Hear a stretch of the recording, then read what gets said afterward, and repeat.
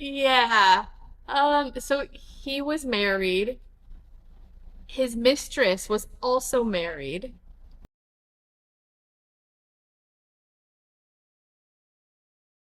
So as a private investigator, what are you investigating? So I started my agency because I wanted to help like with infidelity and child custody. And all the other PIs were like, you're not gonna last. And I was like, this is my passion, this is what I'm gonna do. About 6 months into it, I was like, oh, this is horrible. The um people are kind of crazy. Like what is it about it though? What surprised you so much about people's behavior when you got into it? Let me back up. I became a private investigator because I went through a horrible divorce and child custody battle. And so my thought was I want to help other people that are going through this because I know the courts, I know the system, like mine was horrible. I ended up with full custody, so I wanted to help. And I realized that when it came to child custody, every parent was saying the other parent is doing bad stuff on their parenting time. I need you to prove it. And that's not always the case. Sometimes what they consider bad behavior, the courts don't care. Like, oh, the dad went to the bar, brought the kid to babysitter. It's That's not against the law. And then with infidelity, some people are just certain their spouse is cheating. And if you say no, I had one where she said, I know he's cheating. I saw he's going to this hotel at this time. So I had an investigator go out, sat there at the hotel. The dude walked into the hotel room by himself with a bag of to-go food in his work bag. He wanted to get away from his wife. He just wanted peace and quiet. And so I told her, I was like, hey, good news. He's not cheating. He just needed alone time. She's like, no, you missed it. I was like, no, there's one door in and out of the hotel room. Nobody came and went. And she was mad. So he was just in there in the hotel room, like just eating what he wanted, doing what he wanted? Yes.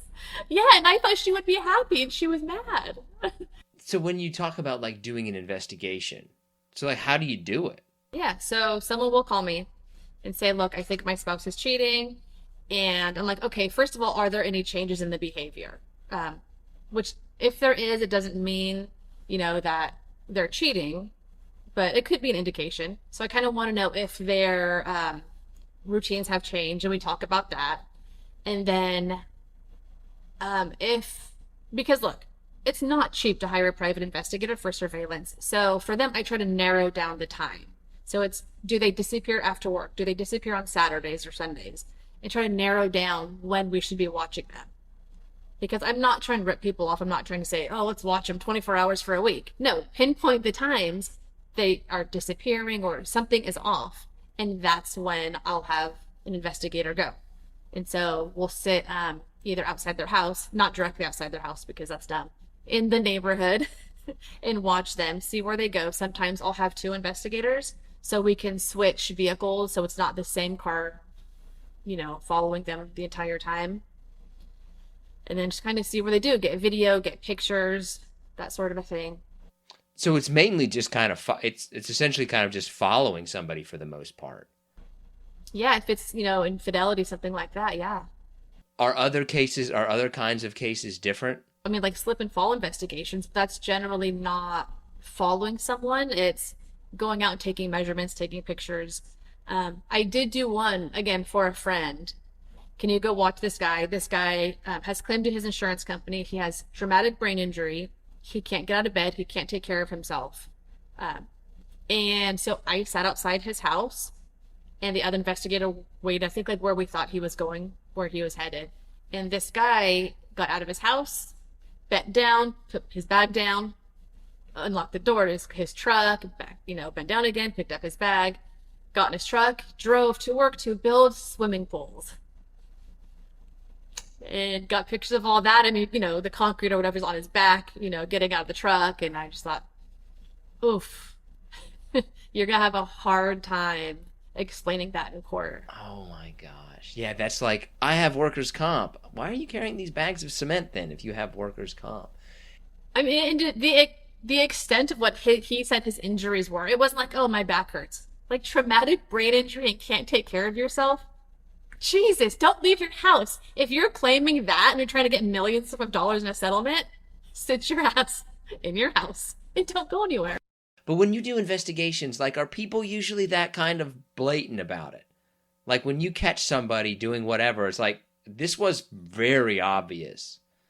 Yeah, I had one, a girlfriend called me. It's like, I think my boyfriend's cheating. He goes to Sac State. I'm like, all right, cool. So I got a backpack. I went to Sac State and, hung out and I got all kinds of footage of him with a girl. Let her know, hey, this is what's going on. It's just, well, I need more. Like, it's your money. Like, if I don't think it's necessary, but okay. And then, she was like, you have to be really careful because he's really paranoid and he watches everybody and he's really observant. Like, everyone thinks that, but okay. And so this really observant guy, we caught him dancing with his non-girlfriend, female friend, in a parking lot outside of like a Panera. Like, we didn't even mean to catch it at that time. It was just good timing of pulling up, and he was like dancing with her, and it was like, oh, that was easy. And he's not observant. He's in a public parking lot dancing with some chick. How much does this cost? So I charge 125 an hour. That adds up quick. Yeah, which is why for my clients, I try to narrow it down. Like, I mean, they could be millionaires and they might not care. I'm like, no, just follow them, nonstop. We can, but let's not waste anyone's time. I'm not trying to price gouge anybody. Let's, pinpoint these hours, these days, something like that. So, like, your average client, they're going to spend how much? 1,500, 2,000. And that's kind of just for like a basic, I'm going out of town for a couple days. Can you see what my husband's doing while I'm gone? If you had to put a number on it, like, what percentage of the time is the person's suspicions correct? Probably 95. Because we have gut instincts. We know when something doesn't add up. What do they usually say to you when they call about, like, infidelity? They usually feel crazy, which breaks my heart because, again, I've been there. They feel crazy. They'll say something isn't right. His behavior's changing. It just doesn't feel right. I just want to know what he's up to or what she's up to when I'm at work or when I'm out of town. What's usually their reaction when you present them with the evidence? That's the part where I've had to learn to business is business and I can't have emotions in it. And so it's, he met this girl at this time, he kissed this girl at this time, she did this. One time I had a woman hire me, wanted to watch, her husband was visiting California. And so she said, hey, can you watch him while, they lived in some other state. He was here at business, pleasure, forget what it was. She said, hey, can you make sure, he's not, bringing a girl home with him from the bar? Because he's going to go to the bar. Followed him to the bar, hung out with him at the bar. He ended up buying shots for everybody. And then I was like, this is great. He's not talking to any females. Sat there, a little bit longer, started watching and went, oh, wait a minute. This is not women. He was going like massaging guys and I was like, oh, friendly. And then just got weirder and weirder. I was like, oh shit. He's not cheating with women. Oh, so it's, man. It's facts. I can't talk, about emotions. It's, he went home, a male went home with him. They never left. How did she take that? People are usually upset and cry, but that's where it's, I kind of have to, I'm not their therapist. I'll listen a little bit, but if I listen a little bit, sometimes they just keep going and what should I do? And I'm not a therapist. So I try to, these are the facts. I'll send you the pictures. Done. Do you ever try to sugarcoat it a little bit? No, I don't sugarcoat any aspect of my life to anyone. That's not how I operate. It's, they're coming to me for the facts, so I'm going to present the facts. And in a professional manner to where it's, it's the facts. I can't sugarcoat. I can't make it seem not as bad. It is what it is. The one client who at the school saw him and then like at a Panera parking lot saw him, she was like, no, I need more. And I had to stop her and say, anything else I provide is probably porn and I'm not filming that. Like, I am done. And I think it's just the denial. that we think someone's cheating, but we don't really want to believe it, so we need more and more proof. Does it seem to bring people Right. any kind of closure? Yeah, for a little bit, and it because I do somewhat build relationships with these women or men. I mean, it goes both ways. So sometimes I'll reach out like, hey, just want to check in. How are you? And they're like, oh, great. I took him back or I kicked him out. Like, okay, just wanting to make sure. And that's just with some case, depending on how much I've bonded with them during it. Do you ever have repeat clients? Like, oh gosh, Stacy's calling me again. She's got another guy that's like this. I had one. He hired me off and on for 2 years. The same person? What? Yeah. So he was married. His mistress was also married. And it was it was crazy for 2 years. So he'd be like, hey, can you see where she's going on her lunch break? You're probably home to her husband. Yeah, why would But he be worried yes, about his mistress who was also married cheating on him? because he was going to leave his wife and she was supposed to leave her husband so they could be together. And then I ended up, so he did file for divorce. I served the wife. Like, it was just insane. I don't know that the mistress ever left her husband to be with him. I doubt it. Is it harder to surveil somebody than you would think? Because to me, I'm like, okay, park a couple houses down and get some binoculars and just sit there and watch them. Like, is it harder or easier than somebody might think? Both. It's easier because humans are so selfish and self absorbed in looking at their phones, they don't know what's going on around them. Even if they say, I'm super observant, you're not. However, neighborhood watch, if you sit in a neighborhood for long enough, someone's going to come out and say, hey, like, you're parked in front of my house for 4 hours. Can I help you with something? Something like that. I had one person come out and take a picture of my license plate. It's fine. But so at least in California, if we're doing surveillance, I like to have my agents call local PD and say, hey, I'm a private investigator. I'm doing surveillance in this neighborhood. So that way, if someone calls the cops, resources aren't wasted on an officer coming out to a private investigator. Um, and I like to have an excuse. I think my excuse that day was, oh, I'm on my lunch break. Sorry, I'm just eating, just want to get away from the office, something like that. I'm just working from my car. I don't want to go home. My kids are home. Have some sort of excuse. My mentor taught me if you're going to be in a neighborhood for an extended period of time, he said, print out a picture of a car.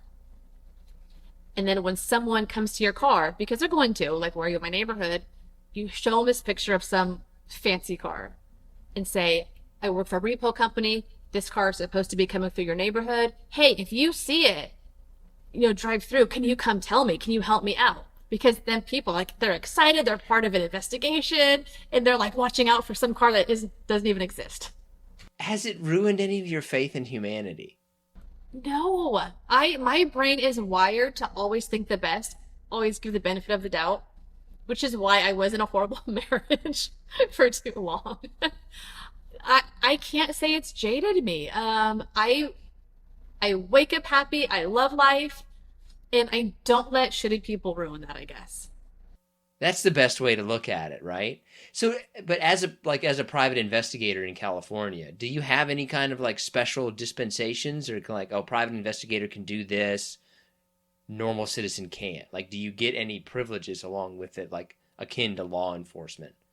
No, I had an office in Ohio for a year, and in Ohio you have to have a badge as a private investigator. In California, absolutely not. California will not offer badges to PIs. And I think it's because it could be abused. Flash a badge, people don't know what it is, and they could pretend to be a cop, I guess. Hmm. I mean, process serving, but that's for anyone. So we can get into gated communities. Like, you cannot keep a PI out of a gated community if we're trying to serve someone court papers. But that's the same as a process server. It's a court thing. Do like what would you say that certain like is there a certain characteristic that like good private investigators have? For me, the biggest thing is a gut instinct because so I don't have any fear. When I was doing a lot of criminal defense, I went into the worst neighborhoods, talked to like the drug dealers and the gangbangers, and I didn't have any fear. So for self-preservation, my body has a built-in really good instinct. So I could drive down a street and know if I should get out of my car or not. Same with following people. You know, sometimes we lose people when we follow them. And so you get to a fork in the road and you didn't see where the car went. You have to trust your instinct, like, I think they went this way. Excuse me. There's a gut instinct that you kind of have to have. Is it different when you're doing a child custody one versus an infidelity one? Like, do you have a different approach to it overall? Yeah, so a lot of it, like with trackers. So in California, we can't put a tracker on a vehicle for like infidelity unless that person hiring me, their name is on the vehicle. So basically, a vehicle has to be in the husband and wife's name so that the wife can say, hey, can you go put a tracker on it? Technically, your name's on it. Yeah, I can. With child custody, we can't put trackers on children per se. So it's putting it, if the one parent wants to know, you know, or like, you know, I think like a wife hired me and said, hey, this guy, that, you know, child's father, I think is bringing, you know, my daughter to a drug house. I'm like, okay, well, I can't put a tracker on your child, obviously. Um, Favorite stuffed animal? I am going to track this stuffed animal and see where this stuffed animal goes while that stuffed animal is with, you know, your ex. You can kind of get around it a little bit. Yeah, so it's kind of knowing the gray area and not breaking any laws. Most of what a private investigator does, if it goes to court, will it hold up in court? Yeah, yeah. I've only had to go to court once, and it was the other side that brought me in, which was super weird. It was a family court case, and I don't even remember if I was the husband or wife's, you know, working for them. The opposing party brought me in. I was like, I proved you left the state with your child. Like, why would you want me here? And I think she was probably on drugs. I think I was on the husband's side in the matter. And the ex-wife brought me in. And I think she was trying to say I illegally used her social security number to find out where she was living, which we have access to social security numbers. We're licensed to deal with this stuff. And so I think she brought me in to like, oh, well, you got my social security number. And I was like, yes.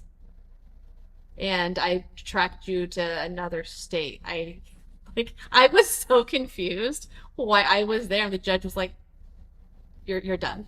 Like, thank you. I think we were all like, what? Like, what did you smoke before court? It made no sense. Are you ready for some harder / listener submitted questions? Yes. Oh my goodness. Ooh, let's start off with the juicy one. What's your most interesting case? Either the one that went on for 2 years, where the married man and his married mistress, and it got so much weirder than that. Like, I, I think, oh, okay, wait, I got a better one. Okay, that one was bizarre. I had to report one client. I had to fire him as my client and report him to the police department because I was in a vet. He wanted like a welfare check done on his mom. He said my mom lives at this address, and I haven't heard from her in a while. And I'm like, okay, sure. And I ran a report, and I called him. I said, hey, it shows your mom deceased. He's like, well, but she's not really because I have this metal box that she communicates with me through. And I was like, ooh, mental health. And he's like, and I drive by that house every day. And, I've knocked on the door and I look at the cars and I take pictures of the cars. Basically, he's stalking this house. So I had to say, I can't do this. You're going to have to find someone else. And I went to the police department and said, look, this guy has mental health issues and he is stalking this house. Worst case of cheating you've ever found? I worst ones are when I can prove over and over So sometimes it's not the person in the relationship hiring me, it's family members. Many times I've had family members hire me, and I could say, yeah, there's definitely infidelity, and the people stay. You know, the aunt or uncle or mom or dad, whoever hires me, can go to the person and say, look, you're being cheated on, and they're like, well, I don't believe it, or he said they were just friends, or she said this, and they stay. Those are the worst to me, that they just won't believe it. How does it get this far for people? Like, how does it get that far that you're hiring a private investigator? God, lack of communication in a relationship. Because if I think my man is cheating, I'm gonna be like, where were you? I'm not gonna hire I mean, I could easily, I could send one text and have his ass swallowed. But it's communication. And I honestly, I don't understand how it gets so bad to where you have to hire a private investigator. There has to be a lack of communication, lack of respect. Um, yeah, I don't know. What would you say you've learned about people from this? People are not observant. People are on their phones so much that I think they're not as observant as, humans used to be. Have you become more obvious than knowing that? Like, as people have gotten more oblivious, have you become more obvious? Like, before I used to hide behind a tree a block away only on this day, and now I just like stand in the front yard and I can just videotape them and they don't even know. Like, is your job easier because of that now? Yes, but I also think my job is easier because I'm a female. Like when I used to do a lot of process surveying, I once served someone. I was at my friend's pool, in a bikini tanning, and I was like, oh shit, I gotta go serve someone.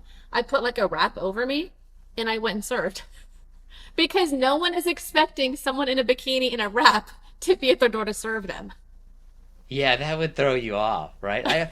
For So some, I could be out in plain sight, or I used to bring my daughters. Um, they're older, they're not like two. I'm not like using my two, yeah, yeah, to, yeah, yeah. No, a child. Go we had to go look at a neighborhood, and so I think I was walking a dog and my daughter was on her phone taking selfies. She was taking pictures of houses for me. Sometimes being out in the open is best because no one's going to think the mom at Starbucks, the mom walking her dog. One time at Starbucks, I had my girls, I was like, say cheese, let me take pictures. And I was actually filming the people behind them. So, and my girls knew what I was doing, so they were just being dumb and making silly faces, yeah. like preteen. I think they're like 13, 12. So sometimes being obvious is better. Are there many women in this field? There's not enough. There is not enough. I know a few. And I think because of COVID, a lot of male PI businesses closed down. Because if they're retired cops, they don't need to be PIs. So during COVID, a lot of them just closed up shop and like they're just gonna retire and be happy. So I have online courses to hopefully get more women into the industry. So I'm gonna take some women under my license, because I'm supposed to. I have to pay it forward.